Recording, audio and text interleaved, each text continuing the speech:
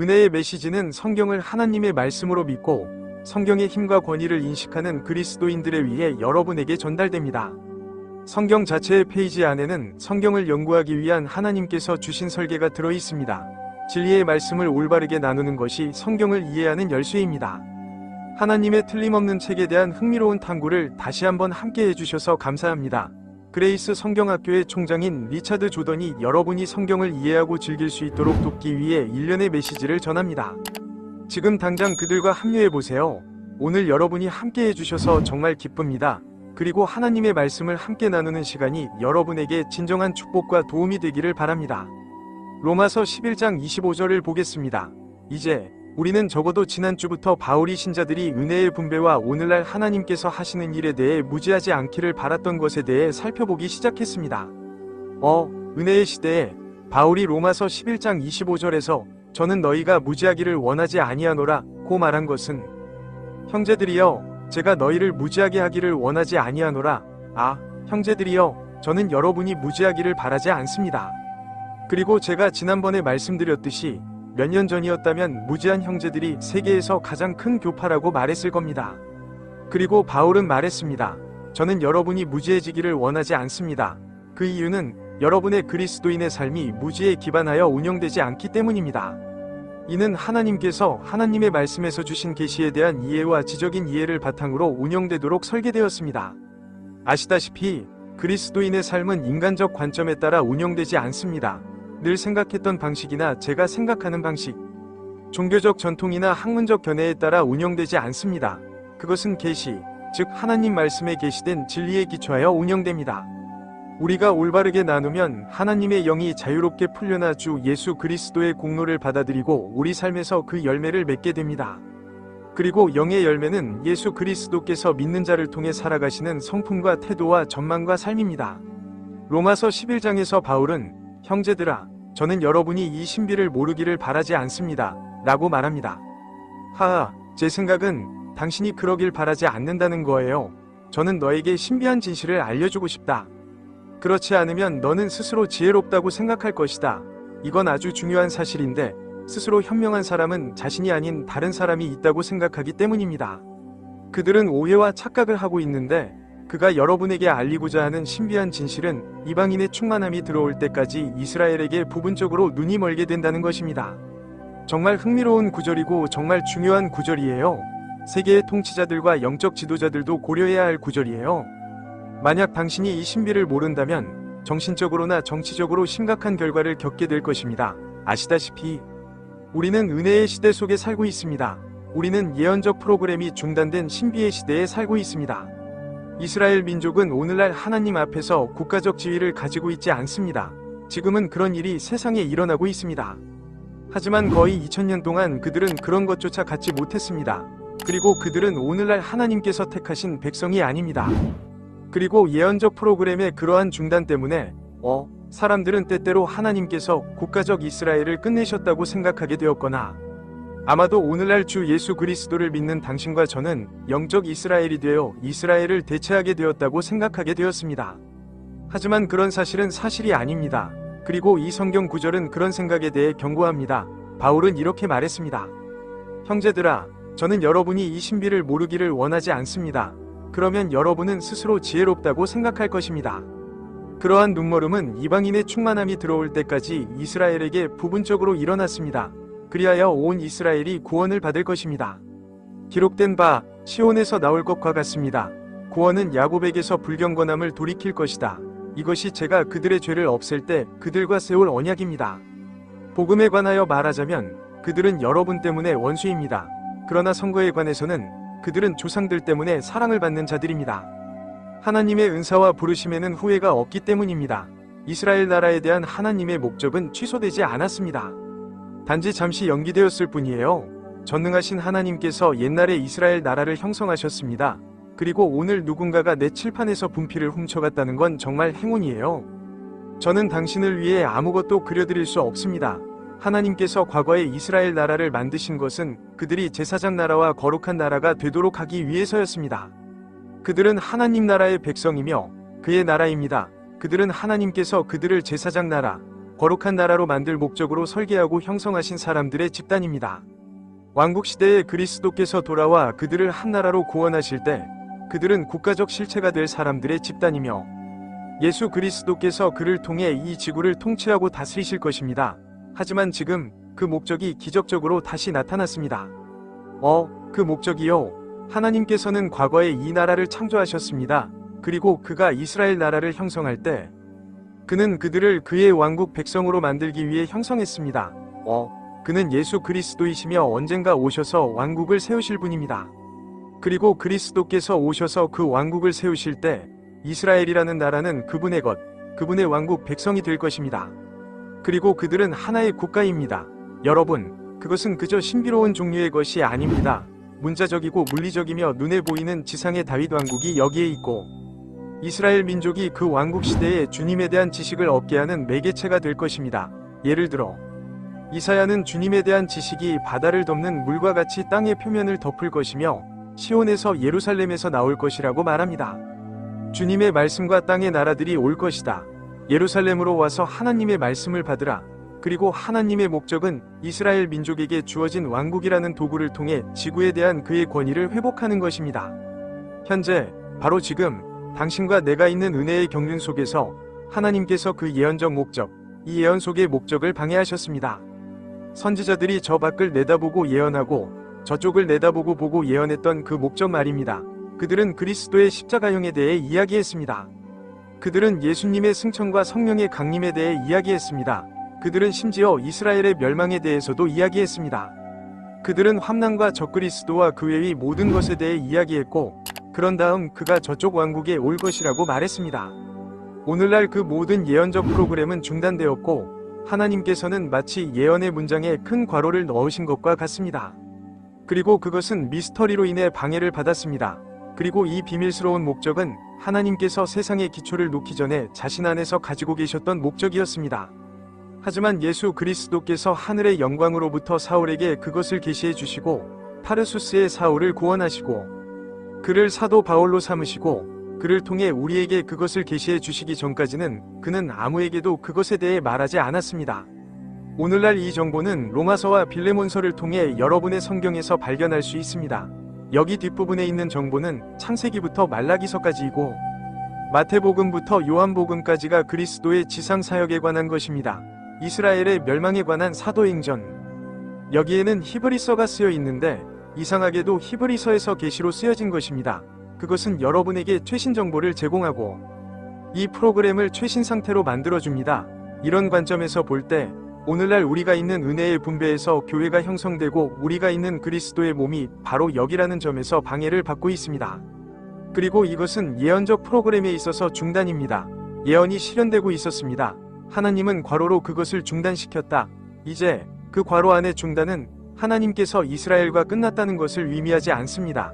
이는 프로그램이 잠시 중단되었음을 의미합니다. 언젠가는 이곳에 이 프로그램이 끝날 것이고 그때 예언의 프로그램이 시작될 것입니다.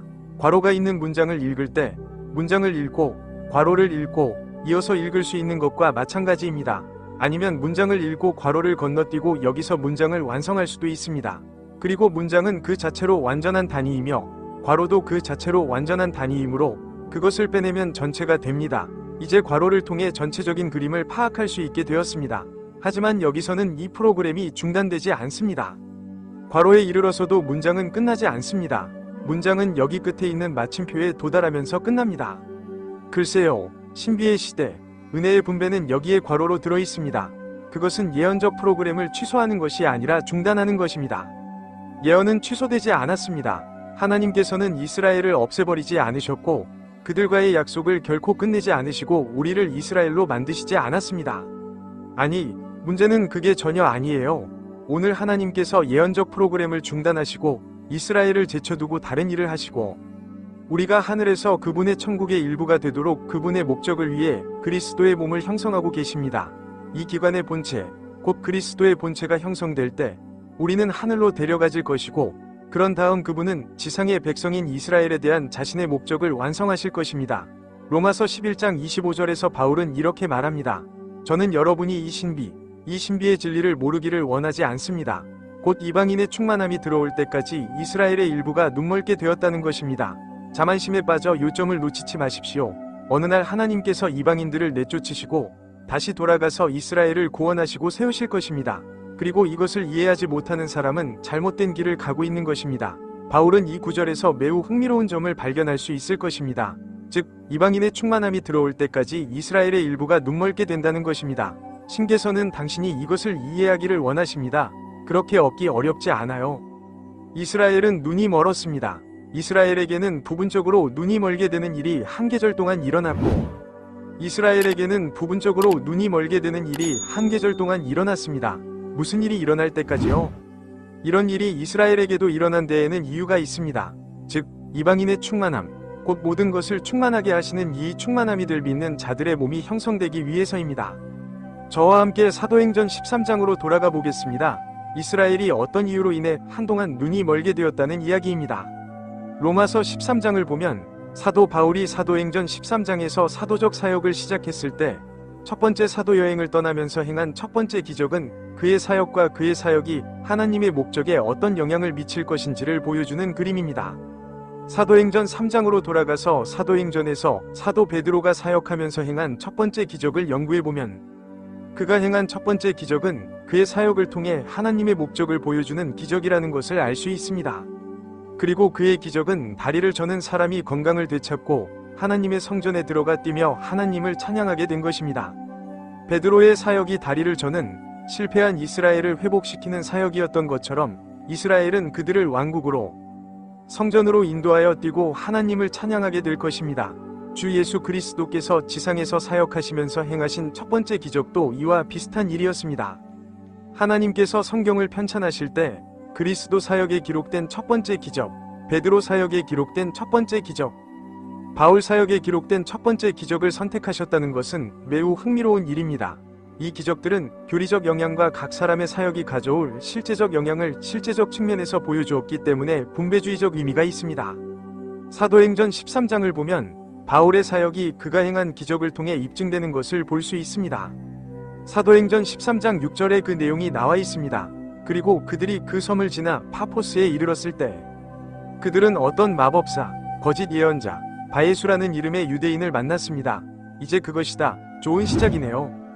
여호와의 아들 바예수, 구세주께서는 그 나라의 대표인 세르기오 바울과 함께 계셨는데 그는 신중한 사람이었으며 바나바와 사울을 불러 하나님의 말씀을 듣고자 했습니다. 하지만 해석에 따르면 그의 이름은 마법사입니다. 그런데 이 바예수, 이 유대인, 그의 이름은 바예수, 여호와 구세주의 아들입니다. 좋은 시작이었지만 그는 배교자였습니다. 그는 마법사였습니다. 그는 진실이 깃든 사람이 아니었습니다. 그는 거짓 종교가 지배하던 사람이었습니다. 그리고 그 마법사는 그들을 저항하며 대리인을 신앙에서 돌리려고 했다고 기록되어 있습니다. 하지만 이 그림은 종교적 권위를 가진 유대인을 보여줍니다. 그는 이방인과 함께 있고 이방인을 섬기고 있는데 이방인은 유대인에게서 인도를 구하고 있습니다. 그는 이방인인 세르기오 바울로인데 그는 바나바와 바울이 그곳에서 설교한다는 소식을 듣고 그들에게서 하나님의 말씀을 듣고 싶어 했습니다. 그러면 무슨 일이 일어날까요? 유대인은 아니라고 대답합니다. 당신은 들을 수 없습니다. 그리고 그는 바울을 통해 하나님의 말씀을 듣는 이방인들을 거부합니다. 9절에 이렇게 기록되어 있습니다. 그러자 바울이라고도 하는 사울이 성령으로 충만하여 그를 주목하여 이르되 오 온갖 관계와 악행으로 가득 찬 자여 마귀의 자식이여 모든 위의 원수여 네가 주의 바른 길을 굽게 하는 일을 그치지 아니하겠느냐. 이제 보라 주의 손이 너 위에 있으니 네가 눈이 멀어서 햇빛을 보지 못할 것이다. 한 시즌 동안 밑줄을 그어보세요. 그러자 곧 그에게 안개와 어둠이 덮였습니다. 그리고 그는 손을 잡고 인도해 줄 사람을 찾아다녔습니다. 그러자 그 대리인은 일어난 일을 보고 주님의 가르침에 놀라며 그 말을 믿었습니다. 이제 그 기적은 주님의 교리를 어느 정도 보여줍니다. 여기 유대인이 있는데 하나님께서 그에게 주신 축복과 소망을 계속 이어가는 대신 그는 배교에 빠졌습니다. 그는 믿지 않습니다. 그는 하나님의 진리를 거부했습니다. 그리고 바울이 나타나서 이방인들에게 하나님의 말씀을 전파하려고 했을 때 그는 그를 막았습니다. 그래서 하느님은 유대인의 눈을 멀게 하시고 그들을 따로 떼어 놓으셨습니다.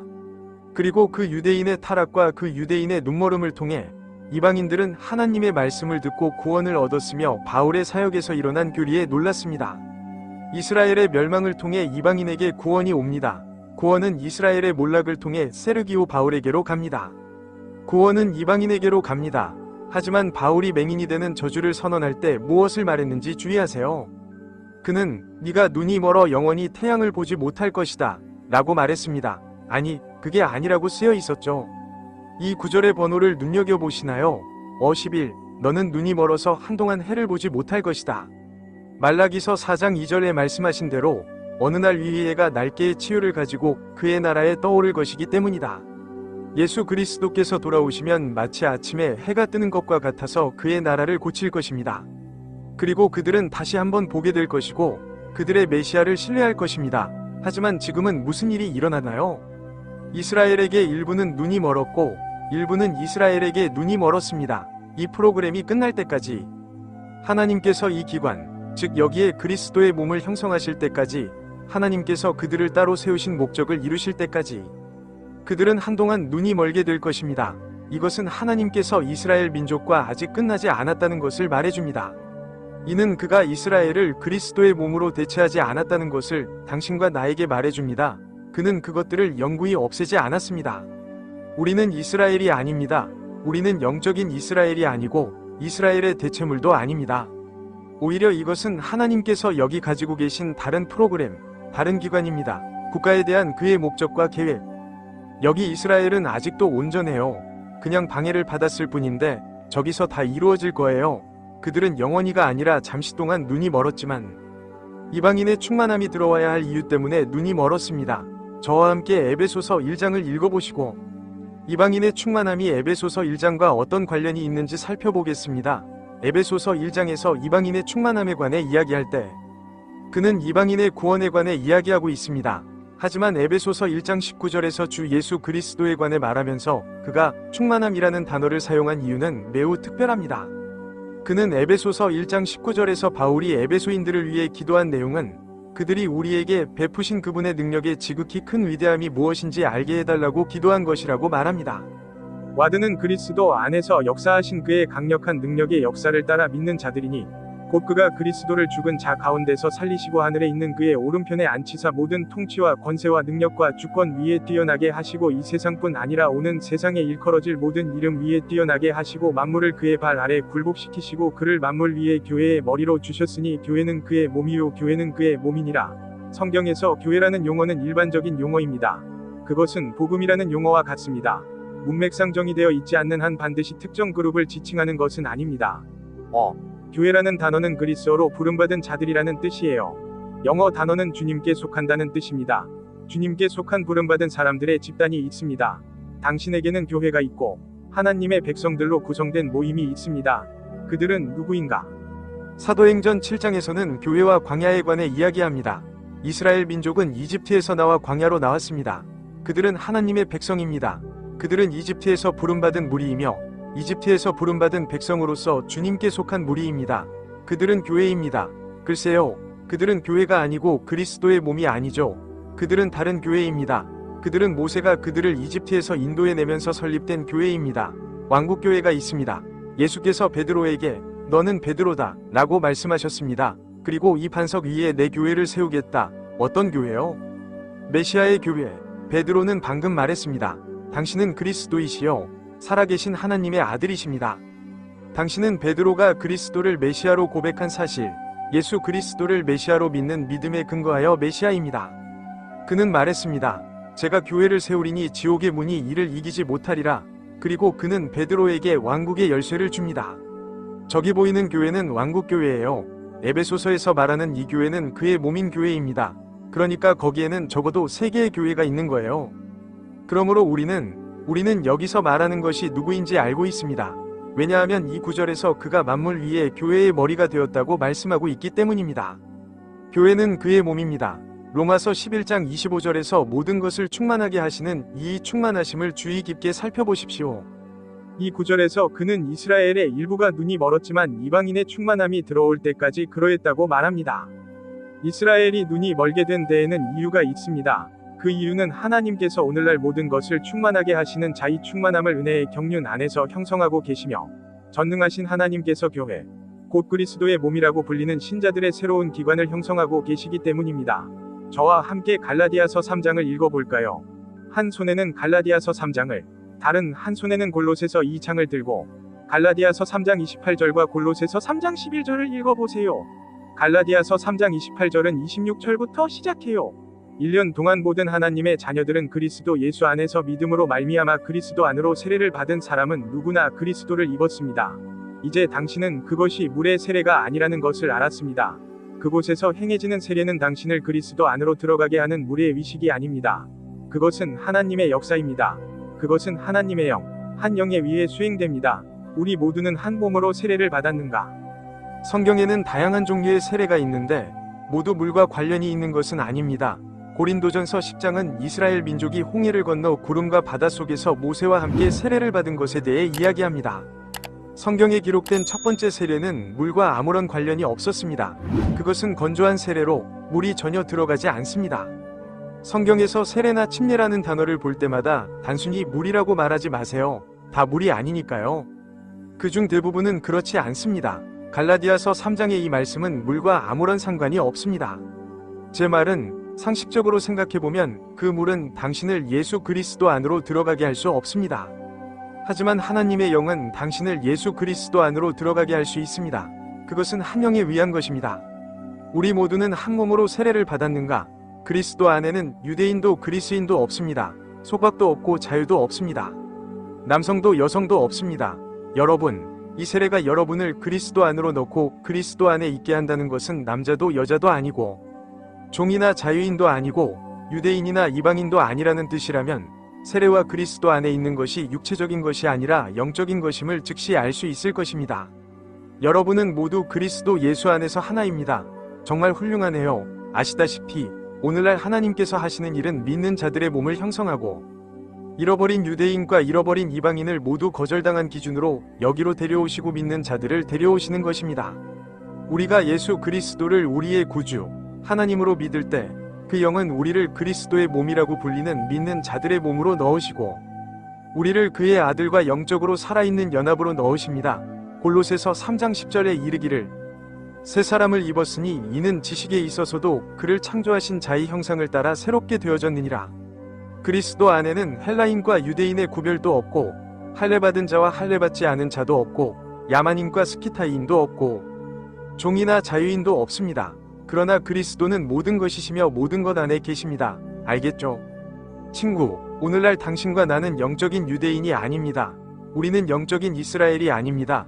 그리스도 안에서는 유대인이나 이방인의 신분이 없습니다. 당신은 오늘 그리스도 안에 들어가서 영적 이스라엘이 될 수 없습니다. 왜냐하면 그리스도 안에는 영적 이스라엘이 없고 영적 이방인도 없기 때문입니다. 하지만 여러분은 모두 새로운 인류입니다. 새로운 인간, 새로운 창조물. 그리스도의 몸이라고 불립니다. 하나님께서 행하시는 아주 새로운 일이에요. 오, 친구요. 하나님의 역사상 오늘과 같은 날은 결코 없었습니다. 오늘날과 같이 하나님의 모든 계획 속에서 하나님께 나아갈 때 필요한 것은 예수 그리스도를 믿는 믿음을 통해 하나님께 나아오는 것뿐인 때는 없었습니다. 필요한 건 그것뿐입니다. 폴은 이것을 무시하지 말라고 말했습니다. 하나님께서 이스라엘을 끝내지 않으셨다는 사실을 무시하지 마십시오. 그는 이스라엘의 프로그램을 방해했을 뿐이고 그걸 끝낼 겁니다. 그들은 한 시즌 동안 유일하게 눈이 멀게 된 존재일 뿐이지만 그들이 눈이 멀게 된 데에는 이유가 있습니다. 그 이유는 하나님께서 오늘날 새로운 기관을 설립하고 계시기 때문입니다. 그는 이스라엘을 지상의 대리인으로 삼아 지상에 자신의 왕국을 가져오셨습니다. 하지만 그는 예수 그리스도의 권위를 하늘에서 회복하기 위해 하늘에 사용될 새로운 기관, 곧 교회, 곧 그리스도의 몸을 형성하고 있습니다. 그리고 친구여, 당신과 저는 그 일부입니다. 우리는 그리스도의 몸의 일부가 되었는데 그것은 단순히 어떤 행위에 의한 것이 아니면 어떤 특별한 인종에 속해 있거나 어떤 특별한 종교나 의식이나 위례를 가졌기 때문도 아닙니다. 오늘 하나님께 나아가기 위해 당신이 해야 할 일은 단지 주 예수 그리스도를 믿는 믿음을 통해 나아가는 것뿐입니다. 십자가 아래의 땅 수준, 나보다 높은 사람은 없습니다. 저는 예수님의 이름을 부를 수 있고 왕도 똑같이 할 수 있습니다. 땅은 평평합니다. 그것은 십자가 아래 수평입니다. 당신은 그를 믿어본 적이 있나요? 당신은 하나님의 방법으로 하나님께 다가간 적이 있나요? 당신은 그분의 아들이 당신을 위해 죽으셨다는 사실을 그저 구세주로 믿어본 적이 있습니까? 지금 이 순간을 결코 가질 수 없다면 왜 하지 않으시나요? 질문이 있으시면 주소와 전화번호를 1분 이내에 화면에 표시해 주세요. 왜 우리에게 편지를 쓰거나 전화하지 않으시나요? 우리는 여러분과 함께 열린 성경을 펴놓고 앉아 하나님의 말씀에 따른 답을 보여드리고 싶습니다. 질문이 있으시면 하지만 친구여, 어디에도 갈 필요는 없습니다. 근육을 움직일 필요는 없습니다. 여러분은 바로 그 자리에서 자신의 마음의 고요함 속에서 기도할 필요가 없습니다. 여러분은 하나님께 그분의 아들이 여러분을 위해 죽으셨듯이 그분이 구세주가 되실 것을 믿으겠다고 말씀드리면 하나님께서 그 순간 여러분을 구원하실 것입니다. 당신이 그런 일을 했다는 것을 들려주시겠어요? 그때까지 마라나타.